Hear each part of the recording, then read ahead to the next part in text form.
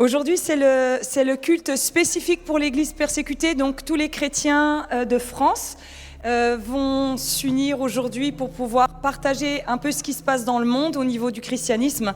Et on va pouvoir vous donner des chiffres et prier ensemble. Ça vous va ? Amen. On commence par la prière.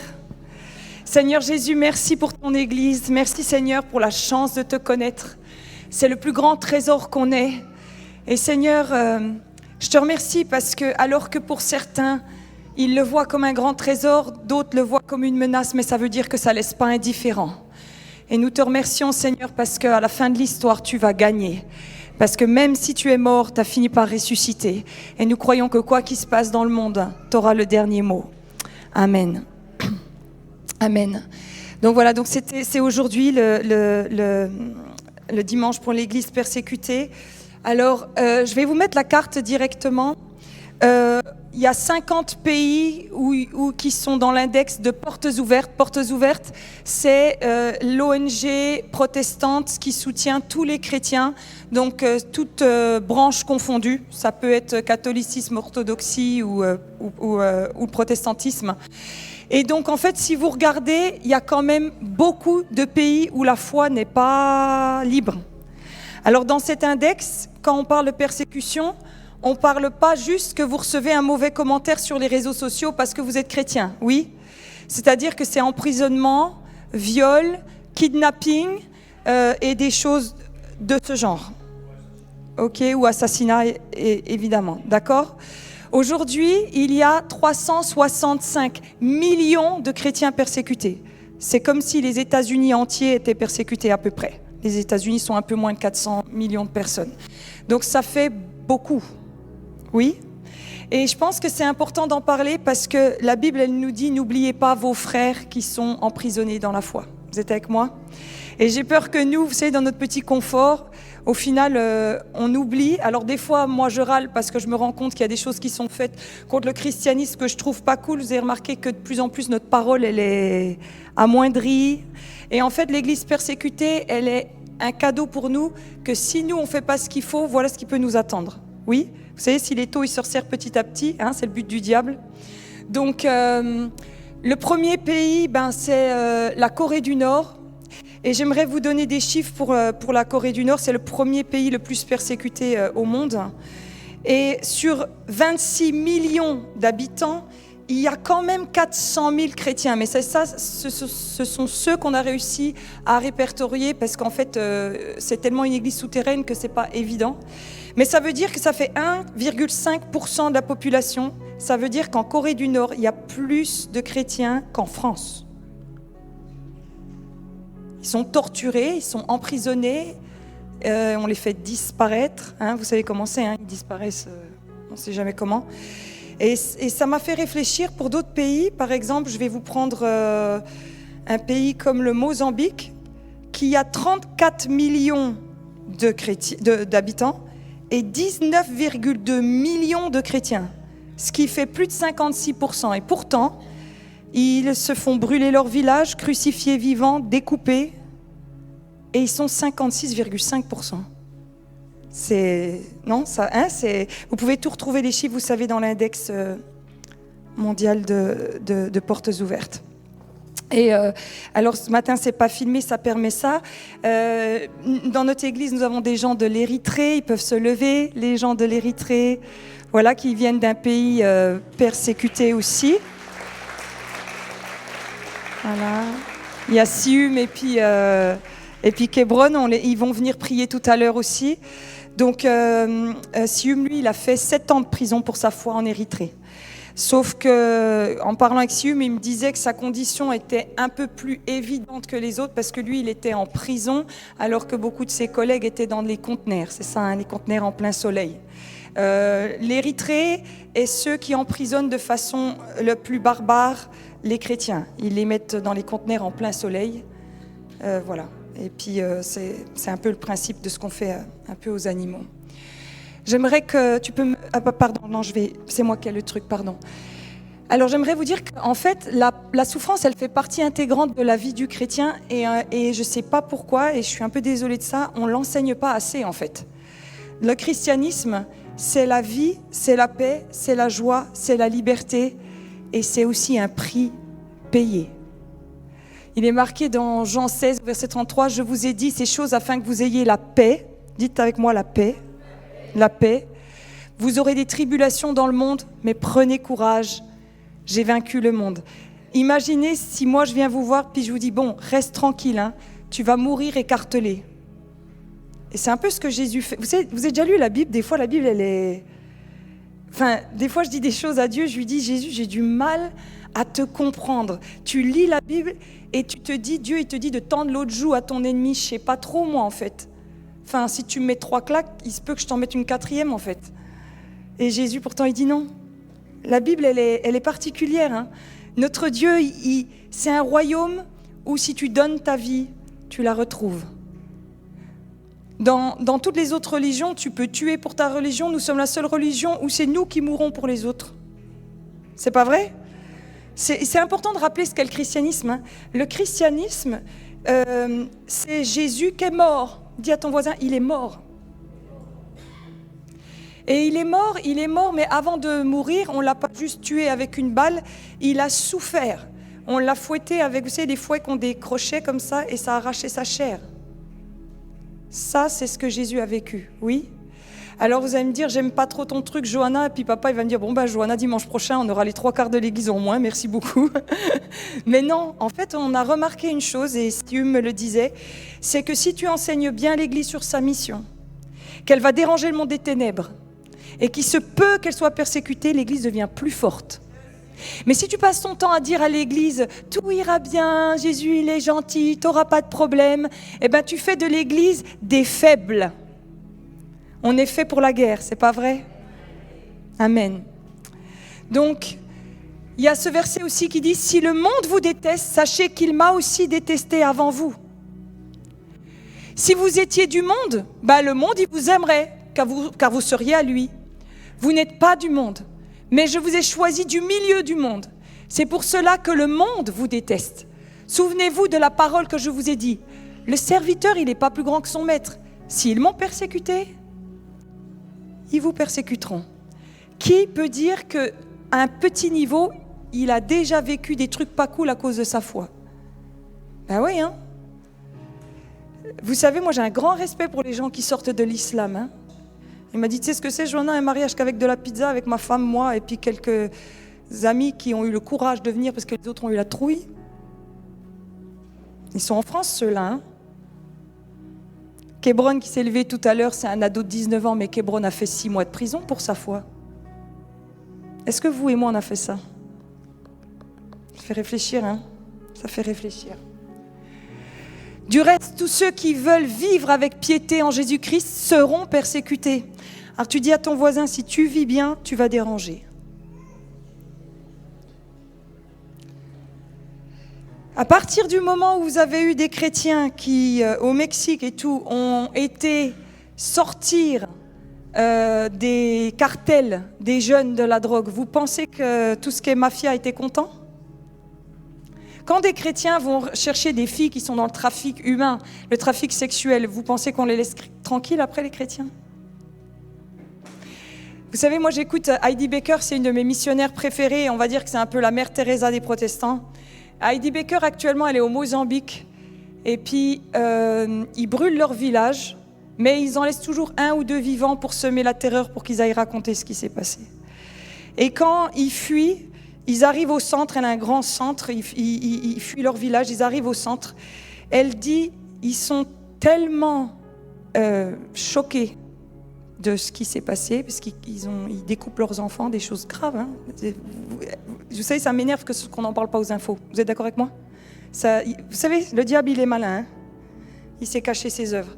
Elle dit, tellement on n'a rien à leur dire, on les prend et on les serre contre nous et on prie en langue pendant des heures. Et vous savez ce qu'ils font après?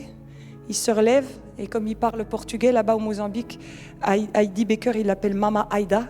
Ils se lèvent, ils disent, Mama Aida, redonne-nous un vélo, on repart. Elle leur redonne des Bibles, un vélo, et ils repartent évangéliser. Vous n'avez pas l'impression, quand je vous dis ça, que vous vous sentez petit? J'ai demandé à Sium, je lui avais dit, Sium, raconte-moi comment c'était quand tu étais en prison et tout. Il me dit, Johanna, on était tellement soudés, nous les chrétiens, que ça donnait envie aux autres prisonniers et du coup, on amenait tous les autres prisonniers au Seigneur. Et tu as comme envie de lui dire, tu n'as pas envie de me dire autre chose?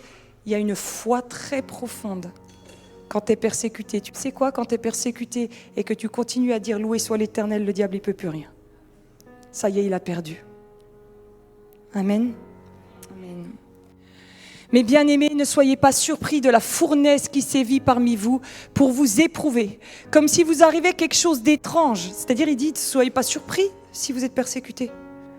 Réjouissez-vous au contraire de la part que vous prenez aux souffrances de Christ, afin d'être aussi dans la joie et dans l'allégresse lorsque sa gloire sera dévoilée.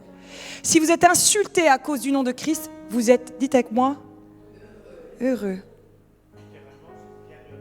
Vous êtes bien heureux. Dis à ton voisin, j'en suis pas encore là. Sois honnête. Si quelqu'un te dit pas bonjour à l'église, t'es vexé. Dis à ton voisin, petit christianisme. Petit. Parce que l'Esprit de gloire, l'Esprit de Dieu repose sur vous. Eux, ils blasphèment l'Esprit, alors que vous lui rendez gloire. Moi, je trouve que si vous avez déjà rencontré des chrétiens qui ont vraiment vécu la persécution, par exemple des gens qui sortent de l'islam ou quoi, ils ont un truc que vous et moi, on n'a pas. Vous avez déjà remarqué? Moi, j'aurais été Sherazade, j'aurais peut-être abandonné depuis longtemps. Sherazade, elle me raconte des trucs des fois, puis je lui dis « Ah, Dieu est avec toi et tout », puis à l'intérieur de moi, j'ai juste envie de dire « Je sais pas comment tu fais. » Eh oui, hein. Ah, Sherazade, vis 1/5 de ce qu'a vécu Sherazade et on se reparlera. Amen. Amen. Mais en même temps, dans la persécution, ce qu'ils vous diront tous, c'est que Dieu est au contrôle. Dieu, il accorde la victoire dans l'épreuve. Jésus est présent à côté d'eux dans l'épreuve. Vous savez quoi? Il y a un chrétien qui avait été emprisonné pendant la guerre froide. Vous savez que tout ce qui a été communiste et encore aujourd'hui en Chine, c'est très compliqué avec le christianisme. Et en fait, il a dit une phrase dans son livre, j'arrive pas à dire son nom, papa, ça se dit Rembrandt, je le dis bien là? Rembrandt, Von Brand, j'ai du mal à dire son nom, ça va comme ça? Mais il dit un truc qui est fort, il dit, quand j'étais en prison, Dieu était tellement proche,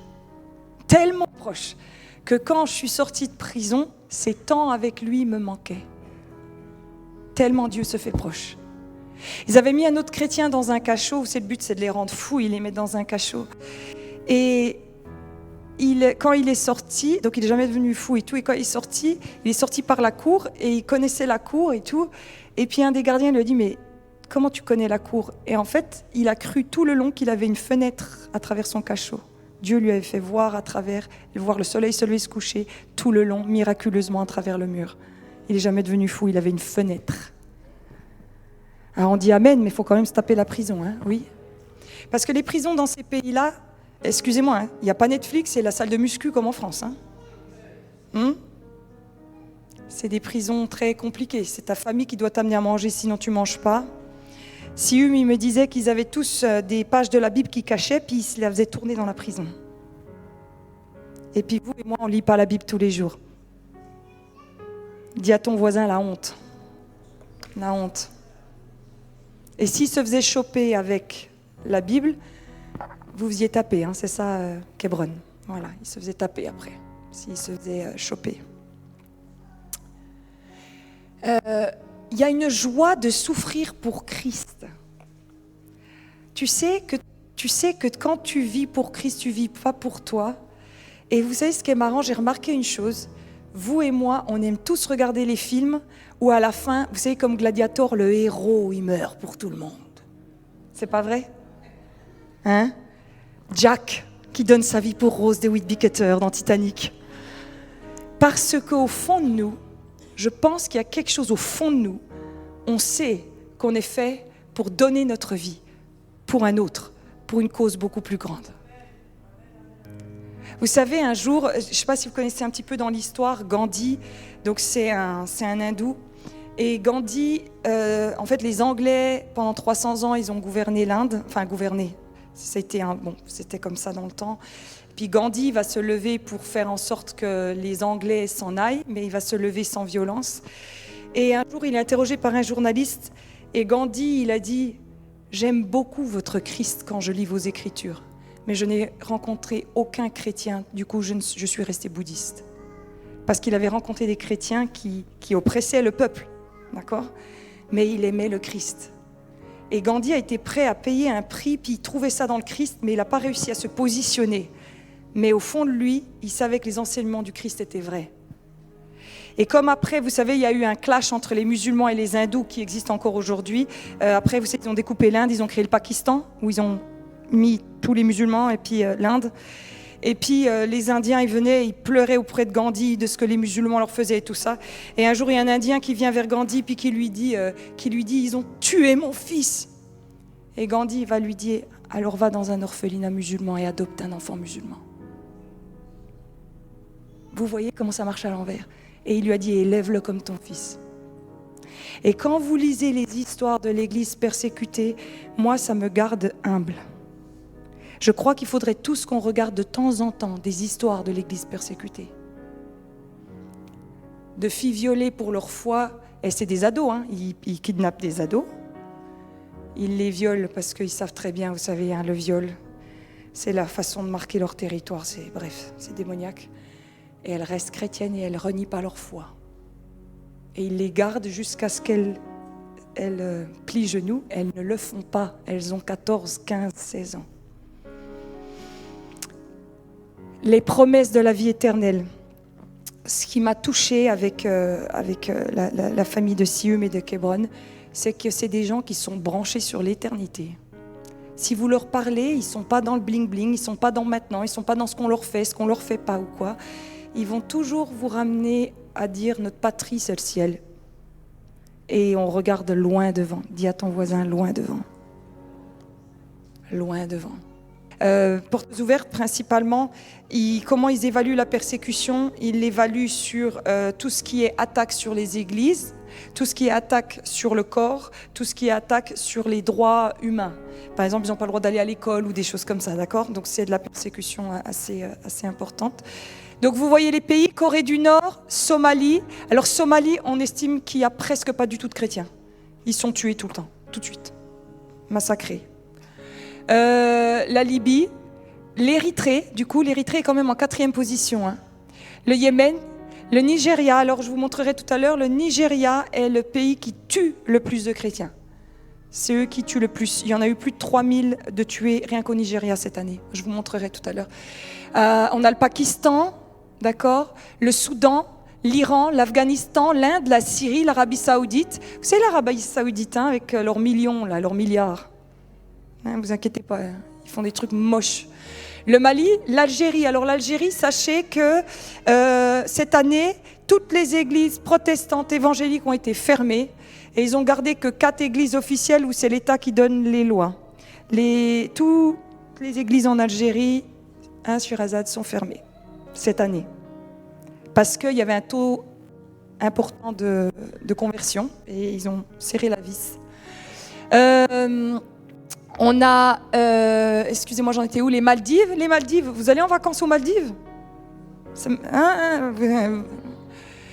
La Chine. Alors la Chine, c'est très touchant.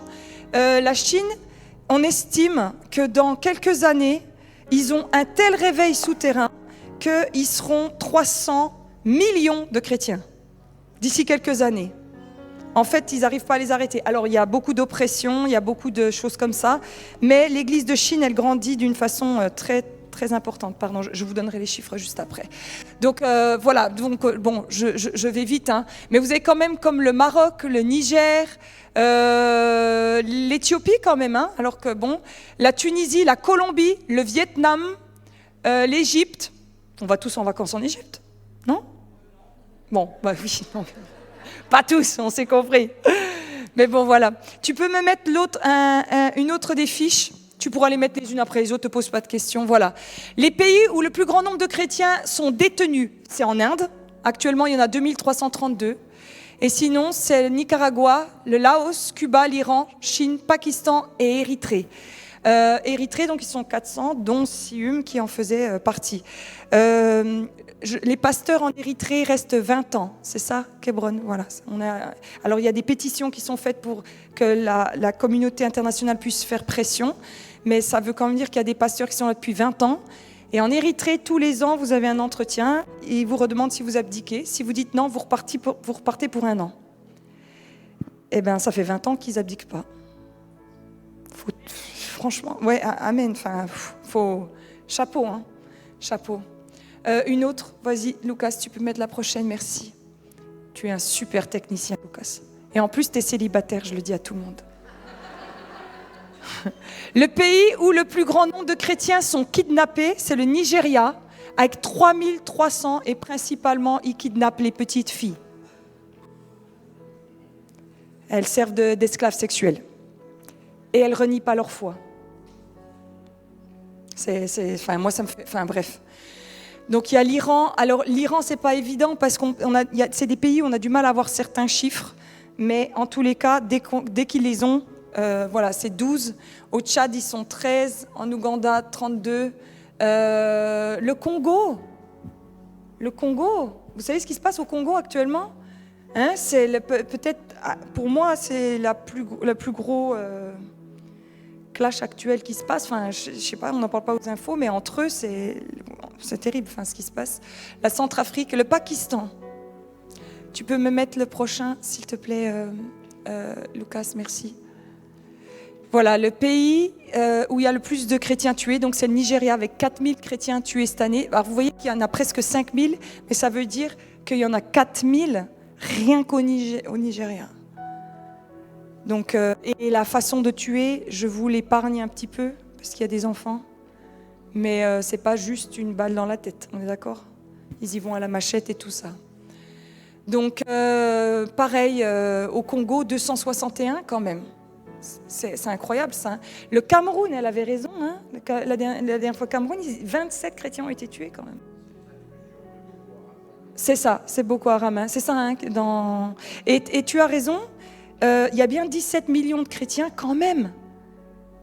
Nous sommes même pas 1 million en France, alors qu'au Cameroun, vous comprenez, c'est bizarre quand même. Hein, c'est bizarre. Ça veut dire qu'on a repéré une chose, c'est que plus la persécution augmente, plus le taux de chrétiens augmente. Parce que c'est des vrais. Vous entendez beaucoup parler de ce qui se passe avec l'antisémitisme, mais je suis vraiment contre. L'islamophobie au niveau de pas aimer les musulmans et tout ça, je ne suis pas d'accord avec ça. Mais la religion la plus persécutée dans le monde est le christianisme, en fait. Hein. Et on en parle peu. C'est nos cimetières qui sont, profanés, merci. Les croix gammées sur les églises et tout ça, pouf. C'est juste que comme le chrétien, il tend l'autre joue. Vous savez, il y a des choses qu'ils font aux chrétiens, ils ne les feraient jamais aux musulmans. Hein.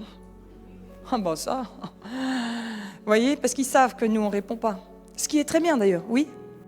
Amen. Vous savez, moi, je me suis toujours dit, s'ils viennent faire des graffitis sur le bâtiment, bah écoutez, on prendra un samedi après-midi, puis on nettoiera. Et on remettra un coup de peinture. Voilà. Oui, bon, vous voyez, c'est pas... C'est-à-dire qu'il y a un moment donné, il faut, comme ils disent, il faut regarder loin et haut. Amen. Amen. Tu peux me mettre la prochaine, s'il te plaît. Alors, là où le plus grand nombre d'églises sont ciblées en 2023, donc la Chine. Alors, la Chine, c'est particulier parce que je trouve que c'est une persécution coquinette, c'est par en dessous. Ils font tous des trucs un petit peu, vous savez, ils restreignent les lois et tout, alors que dans d'autres pays, ils y vont de bon cœur. La Chine, elle veut garder la façade face à l'Occident, mais elle fait des trucs vraiment... elle va te mettre en prison, et en fait, on n'entend jamais... Vous voyez ce que je veux dire? C'est très, très sournois. Et donc, les églises sont fermées ou brûlées, ou voilà. Après, tout ce qui est ces pays-là, ils font ça aux églises. Mais ceux qui sont dans la liste rouge, c'est des pays qui n'ont même pas d'église. Donc tu peux pas taguer une église, parce qu'il n'y a pas d'église, parce qu'en Érythrée, tu ne fais pas d'église, le lendemain, on vient, puis on t'arrête. Oui. Les pasteurs ont toujours une persécution, et puis comment on appelle ça, les châtiments, excusez-moi. C'est la torture, parce qu'ils sont pasteurs. Tu peux mettre la prochaine, Lucas, merci. Voilà. Alors la persécution, 365 millions dans 78 pays. Je crois qu'on est 250 pays sur la Terre. Et donc 78, c'est beaucoup, non? C'est beaucoup, je trouve. Hein. Et ça vous fait un chrétien sur 7 dans le monde. Ça veut dire que maintenant, on va faire 1, 2, 3, 4, 5, 6, 7. Elle meurt. 1, 2, 3, 4, 5, 6, 7. Elle meurt. 1, 2, 3, 4, 5, 6. Elle meurt. Et vous voyez ce que je veux dire? C'est énorme hein, sur une salle comme ça. Ça veut dire que je demanderais peut-être à une vingtaine de personnes de se lever et de mourir maintenant. Ça vous aide à comprendre un petit peu.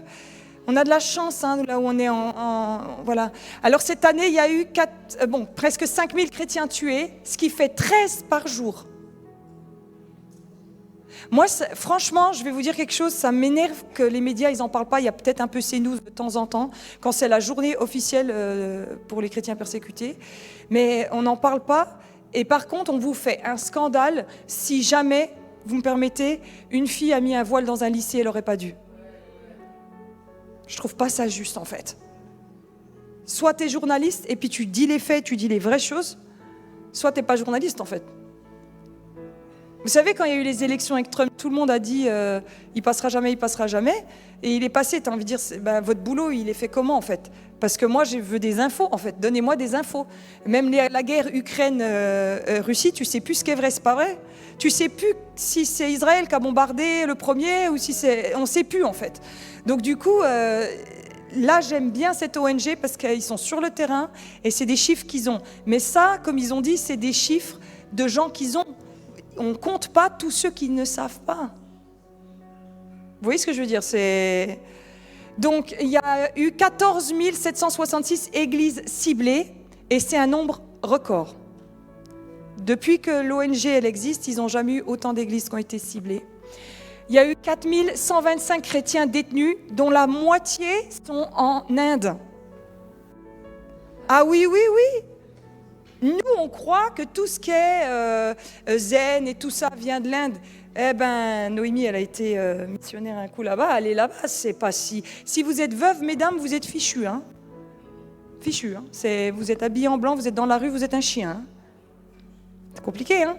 Il y a des choses, on n'en parle pas. Il n'y a pas d'hôpital psychiatrique, donc ils sont tous dehors, oui. Et une vache a plus de valeur dans la vie que toi.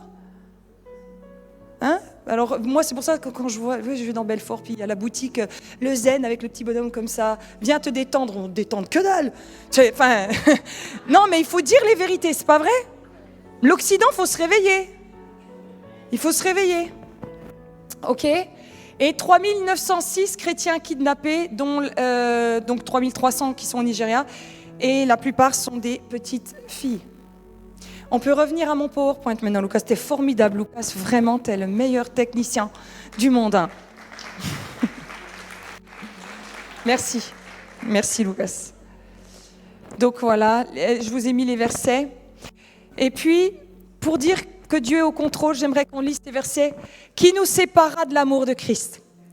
Est-ce que ce sera la détresse, l'angoisse, la persécution, la faim, le dénuement, le danger ou l'épée, la kalachnikov et tout ce qui s'ensuit? De fait, il est écrit, c'est à cause de toi qu'on nous met à mort à longueur de journée, qu'on nous considère comme des brebis destinées à la boucherie. Au contraire, dans tout cela, nous sommes plus que vainqueurs, grâce à celui qui nous a aimés. Alors ce verset, il me retournait le cerveau. Je me suis dit, quoi Seigneur? Si moi tu me prends mon fils, et puis que moi je lui mets des coups d'épée, que je lui mets là dans l'angoisse, la détresse et tout, puis après je lui dis, mais je t'aime. C'est pas normal. Je serais une maman qui serait incarcérée pour maltraitance d'enfants. Qu'est-ce que c'est que ce genre de verset? C'est parce que l'amour de Christ, c'est un amour divin qui ne peut pas rentrer dans ta tête. qui fait que même ton pire ennemi, il peut te gifler et tu peux lui dire « je te bénis ». C'est quelque chose que toi et moi, on ne peut pas comprendre. Et je vais prier à la fin que tu aies la révélation de ce que c'est que le christianisme. Tu sais, si tu t'es inscrit aux séances de baptême, ils vont te dire, à partir de maintenant, tu es mort. Le baptême, c'est quoi le baptême? C'est le symbole de la mort. Et tu sais ce que j'aime bien, Rick Joyner, il dit un truc, une fois que tu es mort, plus personne ne peut te tuer. Qu'on te critique ou pas. Vous savez, moi, au début, sur les réseaux sociaux, quand on me critiquait, j'étais touchée, j'étais affectée, quoi. Franchement, ils ont dit ça sur moi. Maintenant, j'en rigole. J'en rigole. Je me dis juste, ils sont perdus. Et des fois, c'est très drôle, d'ailleurs. Mais il y a quelque chose, j'aimerais juste vous dire quelque chose. Dans l'Église persécutée, ils ont quelque chose à vous apprendre que vous ne savez pas du christianisme. Une mère célibataire, elle a quelque chose à t'apprendre que toi, tu ne sais pas. Elle fait quelque chose, elle paye un prix. Elle est toute seule. Et elle amène ses enfants à l'église. Et elle prie la nuit pour eux. Il y a quelque chose dans les gens qui donnent leur vie. C'est pas vrai? Il y a quelque chose. Moi, j'aime parler avec des gens. Quand ils me parlent, il y a de la substance dans ce qu'ils me disent. C'est pas vrai? Moi, tu sais, la fille, là, qui est toute nickel, tout machin et tout, et puis qui me dit, ouais, Jésus, ah bah ouais, il est merveilleux, et tu sais, elle n'a jamais été éprouvée. Il n'y a pas de substance. Je me dis, viens m'enseigner quand tu auras été éprouvé. C'est pas vrai? C'est pour ça que j'ai beaucoup de respect pour beaucoup d'entre vous, parce que vous avez vécu des choses et vous êtes encore là aujourd'hui. Amen. Hein? C'est une grande grâce. Ouais, il y a une grâce sur vous, ça c'est vrai aussi. Au contraire, dans tout cela, nous sommes plus que vainqueurs par celui qui nous a aimés. En effet, j'ai l'assurance que ni la mort, ni la vie, ni les anges, ni les dominations, ni le présent, ni l'avenir, ni les puissances, ni la hauteur, ni la profondeur, ni aucune autre créature ne pourra nous séparer de l'amour de Dieu manifesté en Jésus-Christ. Amen. Amen.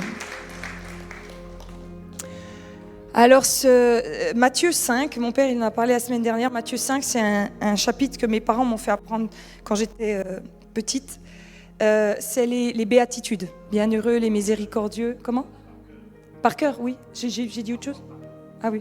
Donc, bienheureux les miséricordieux, car c'est eux qui obtiendront miséricorde et tout ça. Et vous savez, quand vous êtes à l'école, en même temps, vous apprenez les poésies. Et une fois, je devais me tenir devant la classe et je devais réciter les fables de La Fontaine. Et j'ai mélangé les deux. Or, Jésus étant monté sur la montagne se trouva fort dépourvu quand la bise fut venue. Maître renard, bien heureux. Et je me rappelle, elle m'avait regardé la maîtresse, puis je m'étais dit, mais je mélange les deux poésies. Zut. Mais dans ce super chapitre, bienheureux les miséricordieux, ils obtiendront miséricorde. Bienheureux ceux qui sont purs de cœur. Oh, c'est mignon. Dans ce même chapitre, il y a marqué heureux ceux qui sont persécutés pour la justice, car le royaume des cieux leur appartient. Le royaume des cieux, c'est quoi? Il est marqué dans Romains. Le royaume des cieux, c'est justice, paix et joie. Quand tu es persécuté, tu as de la justice, de la paix et de la joie. C'est surnaturel. Mon papa, il a un petit côté bizarre. Il aime l'histoire de l'Église. Et quand on était petit, il nous racontait l'histoire de l'Église quand les chrétiens étaient persécutés. Tu sais, ta mère, à toi, elle te lisait des livres de Mickey avant de t'endormir, tu vois. Mon père, il me lisait des trucs bizarres. Et bien, dans l'Église persécutée, quand ils les attachaient pour les mettre sur les bûchers, les chrétiens y allaient en chantant. Ah mais moi je te le dis, hein, déjà, une fois, je me suis brûlé le bout de mes cheveux, j'étais dégoûtée. J'étais genre, oh non, et je me suis dit... Et ça se passait dans la région, ça, oui, bien sûr, les chrétiens persécutés. Et en fait, tu es là, tu te dis juste, mais qu'est-ce qui fait que... Et comme ils y allaient en louant, après, on en avait marre, alors on leur arrachait la langue avant. Et vous savez quoi? Vous lisez les textes. Les gens disaient des bûchers, on entendait la louange. Des anges, je ne sais pas ce que ça devait être, mais ça devait être des anges forcément. Donc il y a quand même un truc dans le christianisme que le diable ne pourra jamais nous enlever. Le diable, il ne peut jamais t'enlever ta louange. Tu te rends compte de ça? Heureux serez-vous lorsqu'on vous insultera. T'es susceptible? T'es là, ma chérie? T'aimes pas si on dit des choses sur toi? Tu vas pleurer ta mère?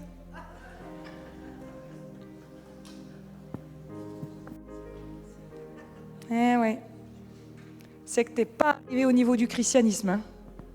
Heureux, ça veut dire que quand on va t'insulter, tu devrais dire merci, encore.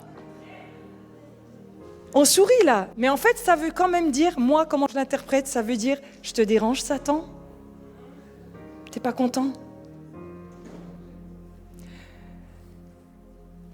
Qu'on vous persécutera et qu'on dira faussement de vous toutes sortes de mal à cause de moi.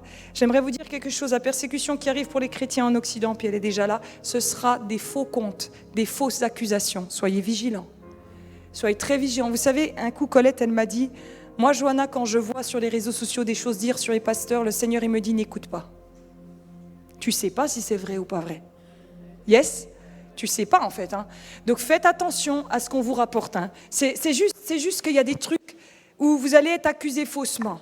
Et vous savez que quand tu es accusé faussement, ça peut aller dans des accusations bien moches. Et là, la Bible, elle te dit de te réjouir de ça. Bon. Réjouissez-vous et soyez dans l'allégresse parce que votre récompense, elle est où? Il faut regarder loin. Elle est dans le ciel, la récompense. Des fois, j'ai eu des situations, vous savez, où j'ai dit à Dieu, c'est vraiment pas juste et tout. Et le Seigneur m'a dit, Johanna, un jour, tout sera mis à plat, justice sera faite. Amen. N'oublie jamais que tu vis devant Dieu. Oui. En effet, c'est ainsi qu'on a persécuté les prophètes qui vous ont précédés. C'est-à-dire que les gens, ils ont été persécutés avant nous. Et on sera persécutés après, oui. Or, si nous sommes enfants, nous sommes aussi héritiers. Alors ça, on est content. Ah bah si tu es héritier de Dieu, moi ça me va bien. Hein. Jésus, il a l'or, il a la richesse. On est héritier, on est content. Héritier de Dieu et co-héritier de Christ. Super, la guérison, les miracles et tout. Si toutefois nous souffrons, héritier de Christ. Oh bah Christ, il est au ciel, il a tout. Allez, moi je suis héritier de Christ, alléluia. Si tout de même nous souffrons avec lui, afin de prendre aussi part à la gloire. Alors dis à ton voisin, il y a une gloire dans la souffrance. Alors, attention, hein, vous ne rentrez pas ce soir, vous ne achetez pas un fouet, vous ne commencez pas à vous flageller en disant on verra la gloire. Il y a des trucs très bizarres chez les chrétiens qui ont été faits. Ce que je veux juste te dire, c'est que j'ai vu des gens malades du cancer et quand tu vas les visiter à l'hôpital, ils ont l'air d'aller mieux que toi. Vous n'avez pas déjà vu ça? Et c'est comme si... Dans le christianisme, je vais te dire un secret, retiens ça. Soit Dieu te délivre de quelque chose, soit sa présence et sa gloire sont avec toi pendant l'épreuve. Soit il te délivre. Tu prends Pierre dans la Bible. Il est libéré de prison plusieurs fois miraculeusement. Vous êtes avec moi? Tu sais, c'est trop balèze. Un ange lui ouvre la porte. Merci bien. Donc la deuxième fois qu'ils ont dû le mettre en prison, il a dû se dire « Oh bah on y va les gars, je ressors demain !» Alors, et en fait, une fois, deux fois, la troisième, quick. T'as envie de dire, 2 fois il a eu la gloire, la délivrance, la troisième, la gloire a été avec lui. Au point où, quand ils ont voulu crucifier l'apôtre Pierre, il va dire « Non, pas comme mon sauveur, crucifiez-moi la tête en bas, je ne suis pas digne de lui. » Tu te rends compte du truc ? Ouais. J'estime que les souffrances du moment présent ne sont pas dignes d'être comparées à la gloire qui va être révélée pour nous. Dis à ton voisin, ça va passer. Ça va passer. Souvent, quand tu lis les témoignages de chrétiens persécutés, ils disent qu'ils ont vécu un temps dur, mais que c'est passé et que Dieu était avec eux pendant ce temps-là, quoi. J'aimerais vous donner quelques témoignages pour ne pas parler dans le vent et qu'on ait un temps pour prier pour eux. Vous êtes avec moi? Hein? Merci. On a par exemple Jérôme du Congo. J'ai fui parce que les membres de l'ADF avaient tué mon fils. Dites avec moi, tuer mon fils. Toute la récolte qui était dans la maison avait déjà brûlé. De nombreux civils ont été tués. La moto a brûlé. Nous n'avions plus rien. Soré du Burkina Faso, dans la Bible, je vois que tous les guerriers ont rencontré des difficultés. C'est mon tour aujourd'hui. Il est important de se souvenir que la souffrance n'est jamais éternelle, mais Jésus est éternel. Est-ce que, regardez ce gars, et regardez ce gars, vous n'avez pas l'impression que leurs yeux sont différents des nôtres? Ils ont quelque chose qu'on n'a pas.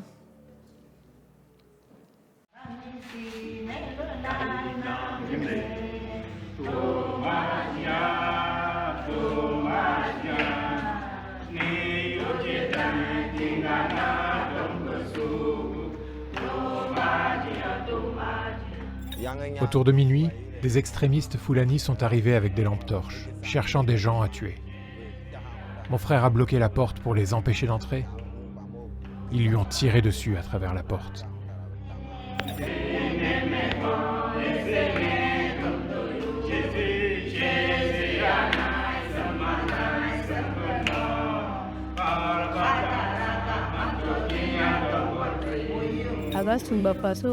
La mine a explosé, faisant trembler le sol. Je me suis précipitée. J'ai vu au sol le corps de mes 2 enfants, sans vie.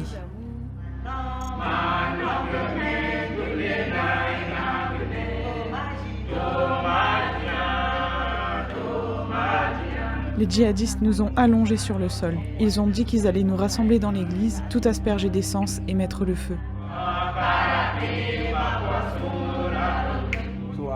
C'est là qu'ils ont tué ma femme. Elle portait notre fils de 9 mois sur le dos.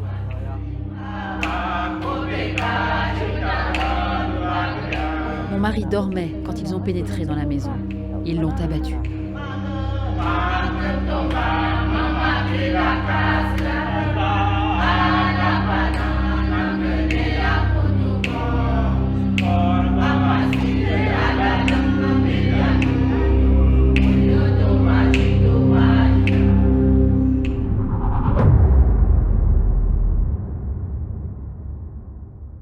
Dans la Bible, Jésus nous dit « S'ils m'ont persécuté, ils vous persécuteront ». La persécution n'est pas une chose du passé, de l'Église primitive. C'est une situation actuelle, que vivent plus de 365 millions de chrétiens à travers le monde. Et ces dernières années, la violence extrême envers les chrétiens se concentre particulièrement en Afrique subsaharienne. 16,2 millions de chrétiens sont actuellement déplacés dans cette région du monde.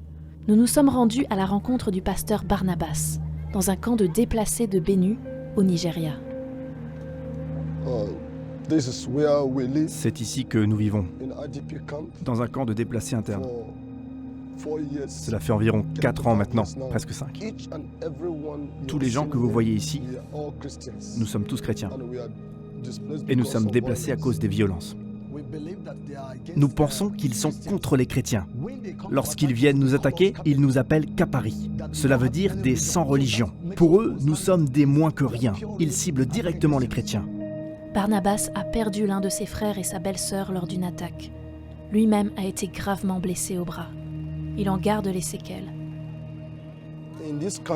Dans ce camp, de nombreuses personnes sont affectées. Beaucoup sont blessés. Beaucoup ont été tués. Leurs proches ont été tués. Combien d'entre nous, rassemblés ici, ont fui à cause des attaques? Levez la main si vos enfants ne peuvent pas aller à l'école. Lorsqu'on a faim, on perd confiance en Dieu. Lorsqu'on est malade, on perd confiance en Dieu. Leur esprit a été découragé de Dieu. Personne n'en parle. Nous restons dans l'ombre, comme si nous avions été rejetés. Posez-vous la question, si votre frère était à terre, que feriez-vous? Si vous voyez votre mère en difficulté, que feriez-vous? Vous trouveriez ça terrible. Alors imaginez ce que ressent votre frère qui vit là-bas. En tant que pasteur dans le camp, moi aussi je suis déplacé. Je n'ai rien à leur donner. Je ne peux que prier et partager la parole de Dieu avec eux. Jusqu'à présent, nos yeux sont tournés vers lui. Jusqu'à présent, notre espoir repose sur lui. Nous plaçons notre confiance en lui. Dans la lettre aux Romains, l'apôtre Paul écrit à des chrétiens vivant dans le feu de la persécution. Il leur dit « Qui nous séparera de l'amour de Christ ? Serait-ce les épreuves, les angoisses, la persécution, la faim, le dénuement, le danger ou les armes? Car il est écrit, c'est à cause de toi qu'on nous met à mort tout le jour, qu'on nous regarde comme des brebis destinées à la boucherie. Mais dans toutes ces choses, nous sommes plus que vainqueurs par celui qui nous a aimés. Car j'ai l'assurance que ni la mort, ni la vie, ni les anges, ni les dominations, ni les choses présentes, ni les choses à venir, ni les puissances, ni la hauteur, ni la profondeur, ni aucune autre créature ne pourra nous séparer de l'amour de Dieu manifesté en Jésus-Christ, notre Seigneur. C'est cette promesse de notre Dieu qui anime nos frères et sœurs, alors qu'ils sont au cœur de la fournaise. Nous croyons qu'il est grand. Il agira. Il fera plus que ce que nous imaginons.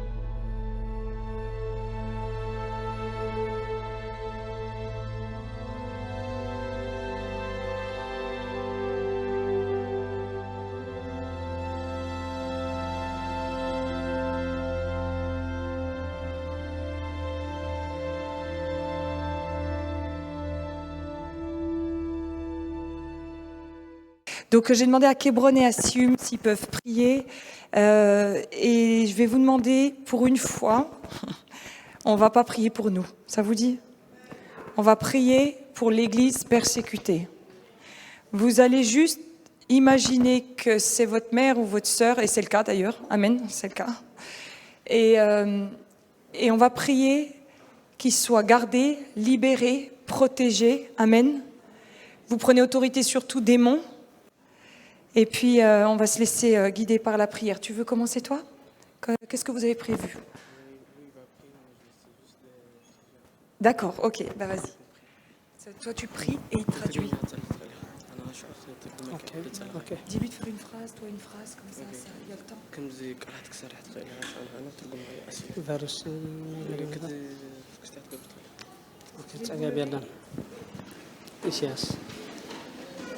حنتي إسياس بعرف 51 Isaiah 51 Ah, you want me to read this? Yes. Okay. Yeah. Isaiah, c'est Isaiah 51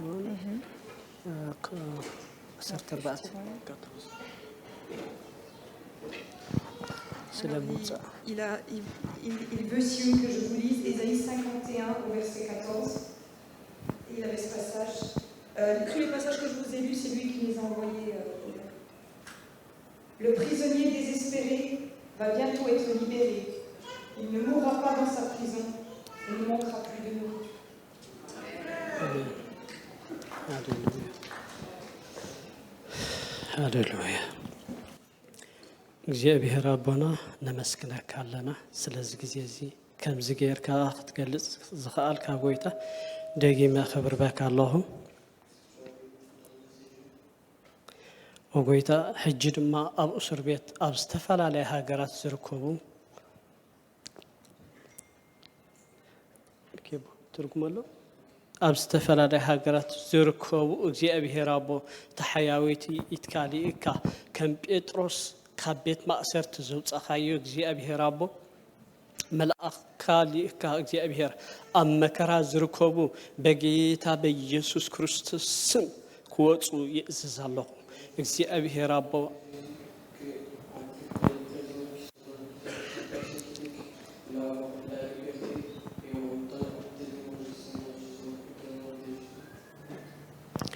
እግዚአብሔር አቦ ሕጂ እውን ደጊመ ተሓያዊቲ ኢትካ ኣብቲ ዘለውዎ ቤት ማእሰርቲ ኮይኖም እግዚአብሔር ንወንጌልካ ንምስፋሕ እግዚአብሔር ዝተኣስሩ ይሕዋት እዮም እሞ ኣብ ውሽጦም ክብርትዑ እግዚአብሔር ፀጋኻ ክትብዝሓሎም በጌታ በኢየሱስ ክርስቶስ እጸልይ ኣለኹ ሃሌሉያ እግዚአብሔር አቦ ወእግዚአብሔር አቦ ፋሚሊ ናቶም ድማ እግዚአብሔር ቤተሰብ ውሉዶም ኩሉ እስኻ ኣብ ተሓያዊት ኢትካ እግዚአብሔር ብዘልዮም ዘበለ ብኩሉ ከተማልኣሎም በጌታ በኢየሱስ ክርስቶስ ይጽልይ ኣለኹ እግዚአብሔር አቦ እስኻ ጻድቕ ኣምላኽ ኢኻ ኣብ ስራሕኻ ኣይትጋገን ኢኻ ስለዚ እግዚኣብሔር ኣቦ ኩሉ እስር ቤቶም ዘበለ ኩሉ ንምስፋሕ ወንጌል ክኸውን እግዚኣብሔር ኣሚንና ትም ክንብል ጥራይ ኣይኮናን ተዋሂብና እንታይ ደኣኒ ወንጌልካ ንኽሰፍሕ ተዋሂብና እሞ በዚ ነገር እዚ ብእስር ቤት ይኹን ብኩሉ ናብርኦም እግዚኣብሔር እስኻ ክትከብር ብስም ወድኻ ኢየሱስ ክርስቶስም ይጽልይ ኣለኹ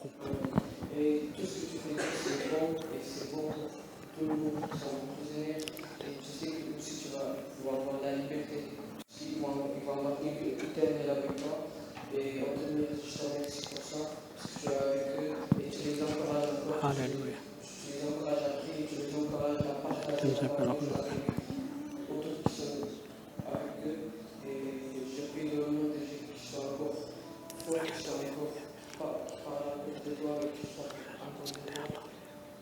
أبو سلز سمع خانا دقيمنا خبرين بكالنا نحواتي دما እግዚአብሔር أبو حنتي تقصي فيليبي مقرف حدا فقد عسران شعاتن هو ماله بزن جرزي قويتا تقبلهم مكره صعب مكره دلوات خون እግዚአብሔር أبو لبهم كتدالوا بسم ود خيس كرسوسم يتصلي اللهم كبر كل صحابسد بسم يسوع آمين يلا فيليبي 1 Philippiens 1, 29.